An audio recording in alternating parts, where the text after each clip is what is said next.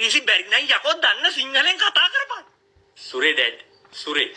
සුරේ නෙවෙයි ගස් බල්ල ෂුවර්. අලෝ. මල මගුලයි. ඇන්කල් සුනිල්. ඇන්කල් නෙවෙයි අංකල්. සුනිල් අංකල් ඉස්සරහ නොදන්න ඉංග්‍රීසි කතා කරන්න කියලා මාව චොර කරොත්තම තෝගේ කලිසම ගලවලා ඔළුවේ.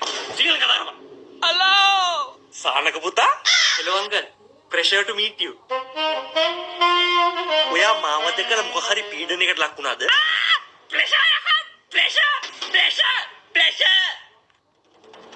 මෙහෙරි. ඉංග්‍රීසි කතා කරොත් හොස්පිටල් කොමේ කොල්ලා හිටින මන් තාම ලොකු දුවයි දැක්කේ නෑනේ. කෝ අක්කා? She is having sex. Eggs. She is having eggs. She is having eggs. ලොකු කෙල්ල කාමරේට වෙලා එක්සර්සයිස් කරලා බිත්තර ටික තම්මන් කනවා අයියේ. තොට මං කිව්වා නේද බලෝ දන්න සිංහලෙන් කතා කරපන් කියලා. මුවයි හොම්මමයි. අපේ පවුල් රෙදි කරවනවා. අයියගේ මගේ දුවන ලේ අපේ පරම්පරාවේ ලේ. මු නැති බංගස්තාන කරනවා අයියේ. එහෙම තමයි.